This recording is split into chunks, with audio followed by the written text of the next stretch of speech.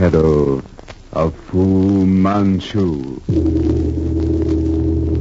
Based on the series by Sax Rohmer.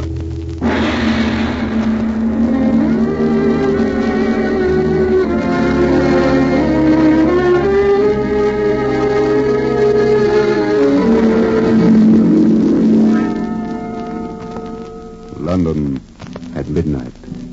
A great city wrapped in a heavy shroud of dense yellow fog. Streetlights, weird as elfin lamps, glow mistily like something fashioned in a dream. A murmur of creeping traffic, low, hushed, mysterious. Behind an ancient wall surrounding unkept lawns, a vast, gloomy old mansion crouches like an evil beast of prey, amid walls concealed in heavy tapestries, magnificently figured in golden dragons, the floor carpeted with rich, deep-piled Chinese rugs. At a huge dragon-leg table, covered with scintillating globes, tubes, and instruments, unknown to Western science, sits that master scientist, that prince of evil, Dr. Fu Manchu. Enveloped in a heavy yellow silk gown, he thoughtfully studies through long, narrowed eyes the glow of a green light the fashionably gowned, exquisitely beautiful Eurasian woman who stands beyond the table, watching him fearfully. Presently, he nods slowly, leans forward, and... You have followed my instructions, Caramel? The message has been delivered to Sir Crichton Davy at number 5, West Bourne Road. Good. And our friend who believes he can forestall the hand of Dr. Fu Manchu, Mr. Nayland Smith, the detective, what of him? Well? At this moment, Master, he approaches the house of Dr. James Petrie in Baker Street. Dr. Petrie of Baker Street. A fool to be pitied. Then it is time, Caramel, for me to finish my business with Sir Crichton Davy.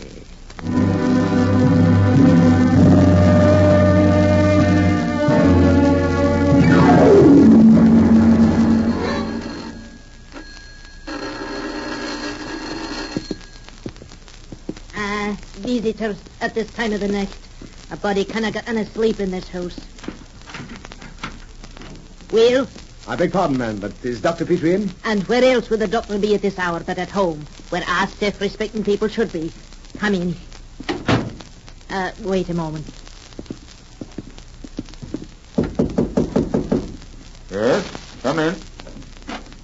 Gentleman to see you, Dr. Petrie. Oh, yes. What were you saying, Mrs. McGregor? I said there be a gentleman to see you. What, at this time of the night? Why, it's midnight. Why can't these patients come at the regular hour? Show him in. Will you step in, sir? Thank you. Why, Nayland. Nayland Smith. Bit of a surprise, eh, Petrie, old chap? Didn't expect me, I'll wager. Anyone but you, old man. I thought you were in Burma. Well, this is a delightful surprise. Excuse me, Petrie. What are you doing? I'm putting out your light. What's wrong? Oh, I'm not mad, Petrie. But before you're very many hours older, you'll know I have an excellent cause for caution. Just a second. Good. No one watching from the street. Perhaps I've arrived first this time. It's all right. You may turn on your light now. What is all the mystery, Nayland?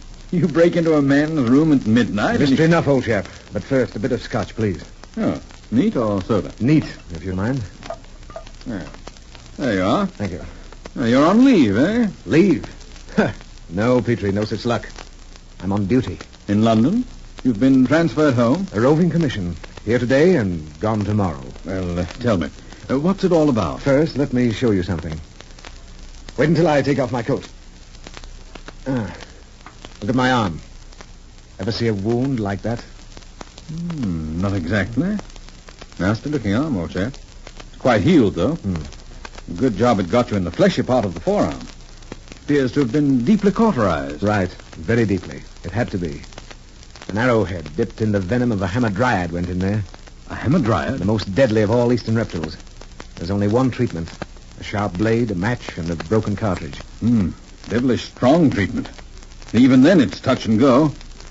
An accident? That's the point. It was not an accident. And at this moment, I'm on the heels of the man who extracted the venom from the snake, prepared the arrow, and caused it to be shot at me. Oh, you're joking, eh? Does that wound look like a joke? And that man, unless my calculations are wrong, is now in London. And you hope to find him? Petrie, I've traveled from Burma not in the interests of the British government merely, but of the entire white race. And I honestly believe its survival depends largely on the success of my mission. Well, sounds rather fantastic, old man. If it only were fantasy. But I'm wasting time. I came to you because you're the only man I can trust.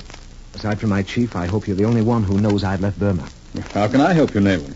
District practitioner is hardly Must likely have to... someone with me all the time, someone I can absolutely trust. It's imperative.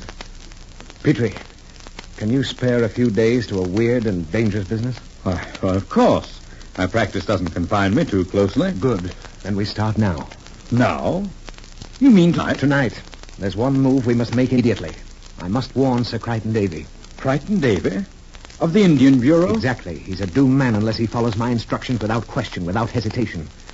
Oh, yes. Better take your pistol. We'll get a taxi at the corner. Come on, Petrie. Just hurry. There isn't a single moment to lose. Oh, beastly fog. Crichton Davy, eh? Oh, influential man. One of the political bigwigs, Petrie. And for that very reason, nothing, absolutely nothing can save him if he hesitates to do as I say. Oh, here's a cab. Get in. Number 5 Westbourne Road, as quickly as you can. The fog, Governor. Thick as pea soup. Can't make any speed, sir. Do the best you can, and there'll be an extra couple of bob in it for you. Right, sir. Petrie, I don't know when the blow will fall, nor how, nor from where. Nevertheless, our first duty is to warn him. You know the criminal, Nayland? Who is he? The Prince of Evil. The ultimate expression of Oriental cunning. A Superman of incredible genius. A phenomenon such as occurs only once in generations. Had he so willed, he might have revolutionized science. Been the greatest scientist of our day. Odd how some mental geniuses turn their talents to evil, eh? But who is he? What does he look like? Imagine a man tall, lean, and feline. High-shouldered, with an expansive brow like Shakespeare, and a face like Satan. A close-shaven skull and long, magnetic eyes of the true cat green. Invest this personality with all the cruel cunning of an Eastern race accumulated in one great intellect, and you have a picture of Dr. Fu Manchu. Fantastic character, old chap. Fu Manchu. Suggests an assumed name. Perhaps, perhaps not. However, it's Here not... you are, Governor. Just down the road there. Quite a crowd there at the entrance, Nayland. Constables. Stop here, driver. Wait for us. Come, Petrie. Keep moving. Don't crowd up here. You can't get in. What is it, Constable? Your authority, sir. Special Inspector, Criminal Investigation Department. What's happened? It's that, Inspector. Sir Crichton Davy dead. Davy? Then I'm too late. Inspector Weymouth is up in the library, sir. Thank you, Constable. We'll go on. Come along, Petrie. Murder, Nayland? Of course. Clever, insidious murder. And I'll wager he's left no clue. Oh, I suspected Crichton Davy would be next, and I was right. But I'm too late. That's hard, Petrie. To think I knew and failed to save him. Here, the library. I say. See who's here. The great Dr. Chalmers Cleve of Harley Street. Never mind him. I want your diagnosis. Inspector Weymouth? Yes. Who might you be? Special Inspector. My credentials. This is Dr. Petrie, my associate. Oh, yes, of course. Well, I'm glad you came, gentlemen. There's a bit of a mystery here. Dr. Cleve, Inspector Nayland Smith and Petrie. Dr. Cleve? Your opinion, Dr. Cleve, as to the cause of death. Frankly, Inspector, I don't care to venture an opinion regarding the immediate cause. Sir Crichton was a morphine addict, but there are indications not in accordance with morphine poisoning. A post-mortem would establish the fact? Possibly, if we ever arrive at the facts. What do you mean, Doctor? Just that. I doubt very much if the true cause of death can be established. A most mysterious case, Inspector. You don't mind Dr. Petrie making the examination? On the contrary, I should value his opinion. Please, Petrie. Over here, Doctor, on the couch. Features oddly puffed. Clenched hands. Hypodermic marks on the left arm. And this faint red mark on the right forearm. You've noticed it, of course, Dr. Cleve? Yes, not unlike the imprint of rouged lips. It's not a birthmark, I can vouch for that. A local inflammation, I should say. Well, I rather doubt that. Nor anything constitutional. Does it suggest anything to you, Petrie? I'm sorry, Nayland? No, nothing. I agree with Dr. Cleve. It's most curious. Heart failure? I can't be certain. As Dr. Cleve says, a post-mortem might clear the atmosphere. Inspector Smith, perhaps you'd like to question Sir Crichton's secretary. This is he, Mr. Burgoyne. Oh, thank you, Weymouth. I understand, Mr. Burgoyne, Sir Crichton was taken seriously ill in this library. At 11:30. I was working here, he in the little study there. I see the connecting door is closed. It was closed then? It was. Always is. It was open, however, about 11:25 for a moment when a message came for Sir Crichton. Message? What was it? I couldn't say. It was brought by a district messenger. I placed it at Sir Crichton's elbow on the desk. Yes, and then? 5 minutes later, Sir Crichton burst open the door and staggered in here with a strangled scream. He fell to the floor, and as I lifted him and carried him to the couch, he gasped something that sounded like the red hand.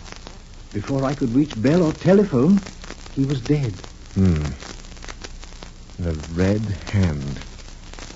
You believe he referred to this red mark on his arm? No, sir. I do not. The red hand. The red hand. I wonder. Could it? Great Scott. The Zayat case. The study, Burgoyne. Have you been in there since Sir Crichton died? Why, yes. For a glance round only. That is, I stood in the door. You didn't go inside? Why, no. Windows, other doors, everything. Closed or open, did you notice? Closed, sir, tightly. I came out again immediately. Fortunate for you, old man, that you're not at this moment lying there beside Sir Crichton. By Jove! What's that? Petrie, Weymouth, come with me. You others stay clear. The instant we're inside that study, Burgoyne, close the door. Petrie, at the least sign of movement, on the furniture, floor, anywhere, shoot and shoot quick. Come. Careful, gentlemen. Don't touch anything on your life. That wailing. What in the name of Petrie, heaven? stand still. There it is. Don't move.